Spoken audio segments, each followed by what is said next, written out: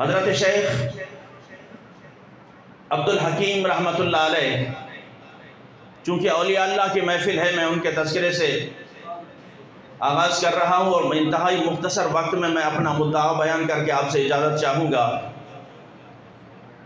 لیکن گزارش یہی ہے جتنی دیر بیٹھیں غور سے سماعت کریں، کم از کم ان باتوں کو اپنے پلو میں باندھ لیں، اپنے دل میں جگہ دیں۔ یارو وہ وقت کب آئے گا جب ہم اولیاء اللہ کی تعلیمات پہ عمل پیرا ہوں گے، جنہوں نے اپنی زندگی سے، جنہوں نے اپنی سیرت سے، جنہوں نے اپنے اٹھنے بیٹھنے سے، اپنے طور طریقے سے ہندوؤں کو مسلمان کیا ہو، کلمہ پڑھایا ہو۔ آج کیا وجہ ہے کہ انہی کے ماننے والے آپس میں دست و گریباں ہیں؟ آج انہی سے محبت کرنے والے آپس میں دست و گریباں ہیں۔ آج انہی کا نام لینے والے ہم ایک دوسرے کی عزت کو اور مقام کو برداشت نہیں کرتے۔ حضرت شیخ عبدالحکیم رحمۃ اللہ علیہ، آپ کپڑوں کو رنگنے کا کام کیا کرتے تھے، دن کو کپڑے رنگا کرتے تھے اور رات کو مصلی بچھا کے پھر خود کو رنگتے تھے۔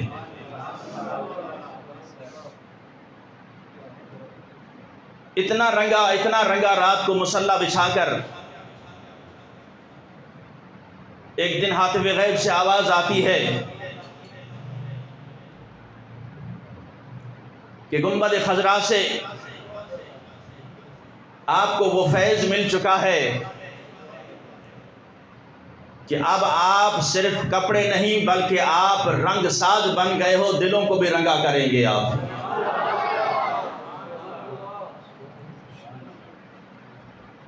عزیزان محترم، یہ ولایت اگر بڑے بال رکھنے سے مل جاتی تو سارے بڑے بال رکھنے والے اللہ کے ولی ہوتے۔ اگر ولایت صرف کڑے پہننے سے مل جاتی تو سارے کڑے پہننے والے اولیاء اللہ کہلاتے۔ نکلیے ان جھنجھٹوں سے اور ان شعبدہ بازوں سے نکلیے، آئیے شریعت مصطفیٰ صلی اللہ تعالی علیہ وسلم کی طرف، آئیے حضور صلی اللہ تعالی علیہ وسلم کی تعلیمات کی طرف، کہ جو بندہ خود حضور کی شریعت پہ عمل پیرا نہیں ہو سکتا وہ تمہیں کیا راہ دکھائے گا؟ جو بندہ خود حضور صلی اللہ تعالی علیہ وسلم کے عشق کے جام سے محروم ہے وہ تمہیں کیا عشق رسالت مآب کے جام پلائے گا؟ عزیزان محترم، شیخ عبدالحکیم رحمۃ اللہ علیہ، آپ کے پاس ایک ہندو عورت کپڑوں کی گٹھڑی لے کے آتی ہے کہ حضور والا، میرے بیٹوں کی فلاں تاریخ کو شادی ہے اور اس تاریخ سے ایک دن پہلے یہ کپڑے میں آپ سے لے کر جاؤں گی، ان کپڑوں کو آپ نے رنگنا ہے۔ آپ نے فرمایا بیٹی رکھ جاؤ، رنگ دوں گا انشاءاللہ۔ وقت مقررہ پر وہ ہندو عورت جب کپڑے لینے آتی ہے، حضرت شیخ عبدالحکیم رحمۃ اللہ علیہ اس وقت گارے کے اندر کھڑے ہیں، مٹی کا کام کر رہے، کیونکہ بارشوں کی وجہ سے آپ کا مکان ٹپک رہا تھا۔ آپ نے خود ہی گارا کیا اور خود ہی مٹی اٹھائی اور بیلچہ اٹھا کے کام کر رہے ہیں، اتنے میں وہ عورت آ جاتی ہے کہ حضور والا میرے کپڑے رنگ گئے۔ اللہ اکبر۔ حضرت شیخ عبدالحکیم رحمۃ اللہ علیہ فرماتے ہیں بیٹی مجھے معاف کرنا، بارشوں کی وجہ سے میرا مکان اتنا ٹپکا ہے، چھت اتنی ٹپکی ہے، میں تو کئی دنوں سے اس کام میں مصروف ہوں، مجھے ٹائم نہیں مل سکا۔ تو اس ہندو عورت کی چیخ نکل گئی، کہا کہ بابا آپ نے تو میری ناک کٹوا دی، مجھے ذلیل کرا دیا، کل میرے بیٹوں کی شادی ہے اور یہ کپڑے میں نے انہیں پہنانے تھے، اب میں اپنے بیٹوں کو، اپنی برادری کو، اپنے گھر والوں کو کیا منہ دکھاؤں گی؟ حضرت شیخ عبدالحکیم رحمۃ اللہ علیہ فرماتے ہیں بیٹی گھبرانا، اللہ کے ولی جو ہیں لوگوں کو ذلیل نہیں کیا کرتے۔ اللہ کے ولی لوگوں کو ذلیل نہیں کیا کرتے، رسوا نہیں کرتے۔ بیٹھ تیرا کام ہو جائے گا۔ فرمایا جا اپنی گٹھڑی لے کے آ۔ وہ ہندو عورت اپنی گٹھڑی لے کر حضرت شیخ عبدالحکیم رحمۃ اللہ علیہ کے پاس آتی ہے۔ اب دیکھیے جو اللہ کے ولی حضور صلی اللہ تعالی علیہ وسلم کی محبت اور ان کی شریعت سے جڑ جاتے ہیں، پھر اللہ تبارک و تعالی کیسے بھرم رکھتا ہے۔ جب وہ ہندو عورت کپڑے لے کر آئی، حضرت شیخ عبدالحکیم رحمۃ اللہ علیہ نے گٹھڑی کھولی اور ایک کپڑا نکالا، پوچھا بیٹی اسے کون سا رنگ رنگنا ہے؟ صبغۃ اللہ ومن احسن من اللہ صبغہ، اور رنگوں سے پیار کرنے والوں اللہ کے رنگ میں رنگ جاؤ۔ اللہ کا بھی ایک رنگ ہے، اور دنیا کے بہترین کائنات میں کوئی ایسا رنگ نہیں جو اللہ کے رنگ سے مقابلہ کر سکے۔ ہم دنیا کے رنگ میں رنگ کر ہم شاید سمجھتے ہیں کہ ہم کامیاب ہو گئے، ہم دنیا کی رنگینیوں میں مائل ہو کر ہم سمجھتے ہیں کہ کامیاب زندگی گزار رہے ہیں۔ آؤ، ایک رنگ اللہ کا بھی ہے۔ حضرت شیخ عبدالحکیم نے فرمایا کہ بیٹی کون سا ایسے رنگ کروں؟ ہندوؤں کو رنگ سے بڑا پیار ہوتا ہے، اسی لیے وہ ہولی بھی مناتے ہیں۔ کہا کہ بابا اسے سرخ رنگ کر دو۔ کون سا رنگ کر دو؟ سرخ رنگ کر دو۔ حضرت شیخ عبدالحکیم رحمۃ اللہ علیہ جو گارے میں مٹی میں کام کر رہے تھے، کپڑا اٹھایا، درود شریف پڑھا اور یوں مٹی میں جب نکال کے مارا تو دیکھا کہ کپڑا سرخ ہو جاتا ہے۔ پھر دوسرا کپڑا اٹھایا، فرمایا بیٹی اسے کون سا رنگ کرنا ہے؟ اسے کون سا رنگ کرنا ہے؟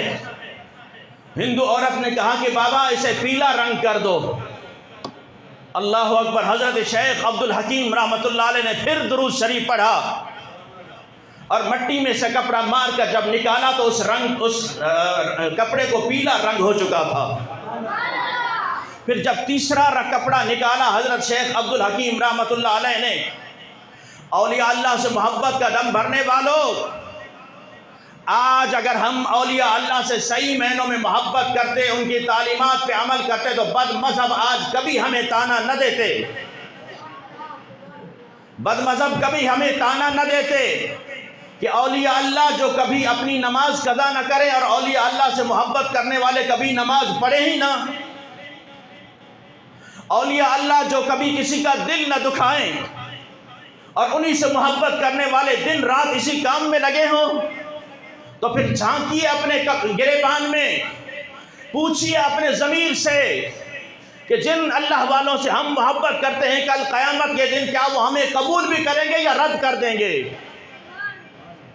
پوچھیے اپنے ضمیر سے، جس ولی سے میں محبت کا دم بھرتا ہوں، جس شیخ عبد القادر جیلانی رضی اللہ تعالیٰ عنہ کا صبح و شام میں نام جپتا ہوں، ایک مرتبہ نماز پڑھ کے آپ مسجد سے نکلے، ایک نوجوان سامنے نظر آ گیا۔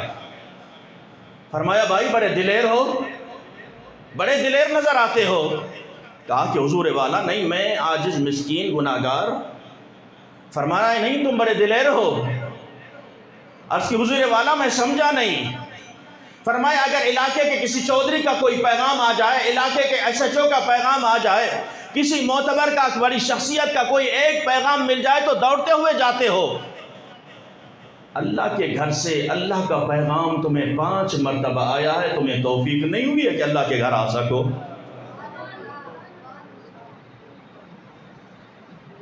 عزیزان محترم، آج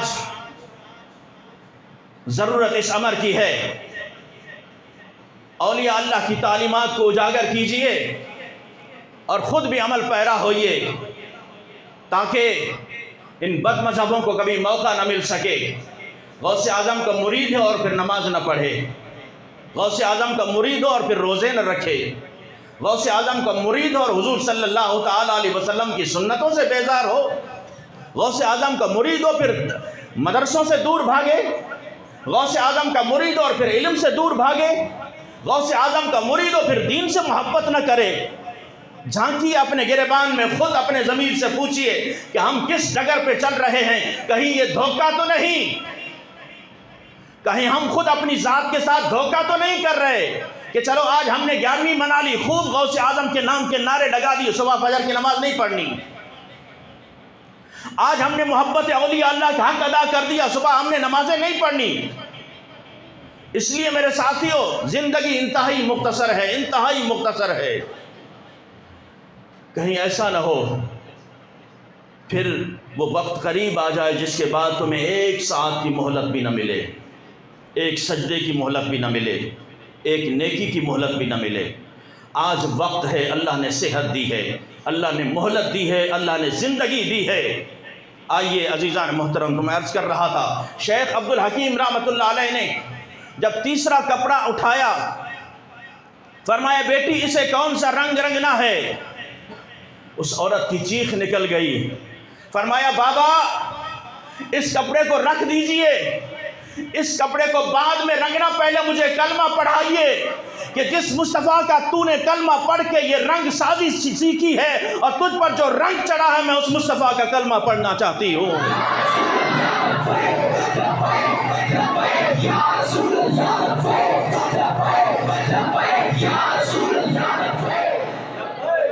مجھے کلمہ پڑھائیے، میں مسلمان ہونا چاہتی ہوں۔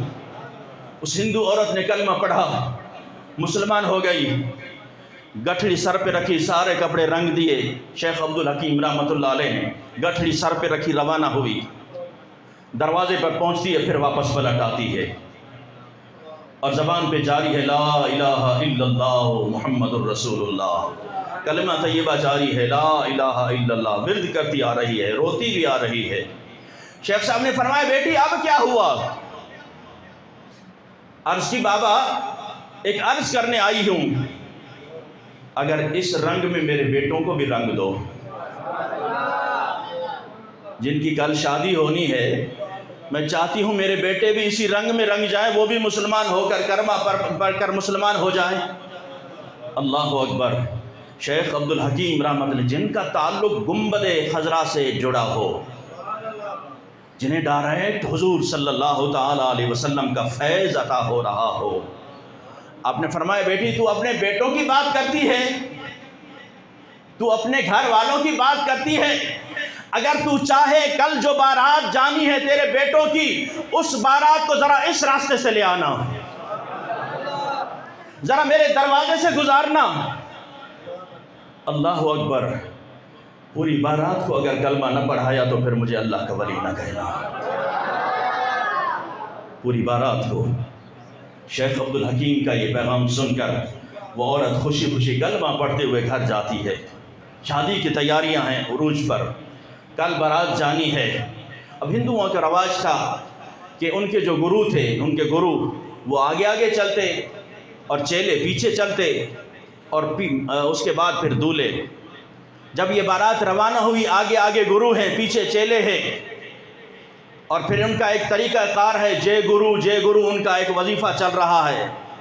وہ بارات کے ساتھ چیلے یہ آواز لگاتے جا رہے ہیں، جے گرو۔ حضرت شیخ عبد الحکیم رحمۃ اللہ علیہ کی گلی جب قریب آنے لگی، اب بارات نے کہیں اور جانا تھا، وہ عورت جو مسلمان ہوئی تھی اس نے بلند آواز سے پکار کے کہا کہ ہم نے اس راستے سے نہیں، اس راستے سے جانا ہے۔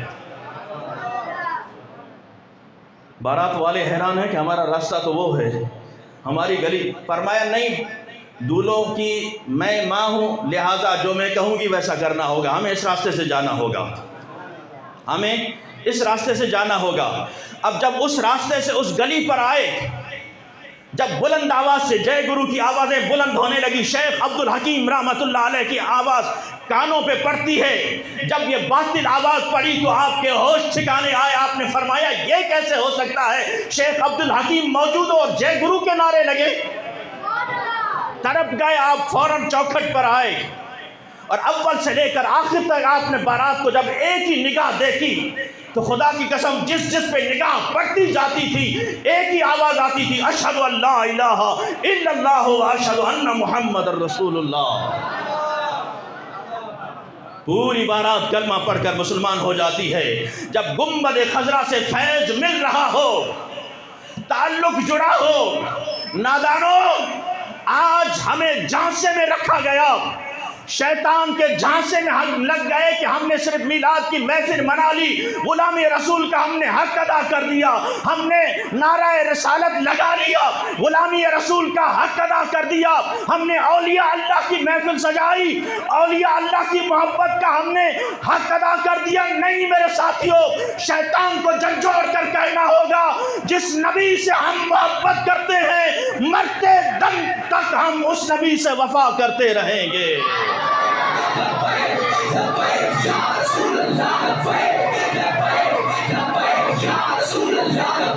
ارے باطل قوتوں کو بتانا ہوگا ہم صرف نعرے نہیں لگاتے، جس نبی سے ہم محبت کرتے ہیں ہماری عزتیں بعد میں، ہمارے ماں باپ بعد میں، ہمارے تمام اساتذہ بڑے بھائی جتنے رشتے ہیں بعد میں ہیں، پہلے رسول اللہ کی محبت کا رشتہ ہے۔ ہم اپنی بے عزتی تو برداشت کر سکتے ہیں، اپنی ذات کے لیے گالیاں برداشت کر سکتے ہیں، لیکن ناموس رسالت پر کبھی آنچ آنے نہیں دیں گے۔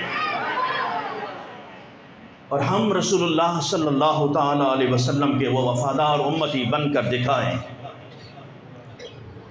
حضور سے محبت کرنے والوں، میرے آقا کریم کی بارگاہ میں امت کے اعمال ہر ہفتے پیش ہوتے ہیں، ہر ہفتے پیش ہوتے ہیں۔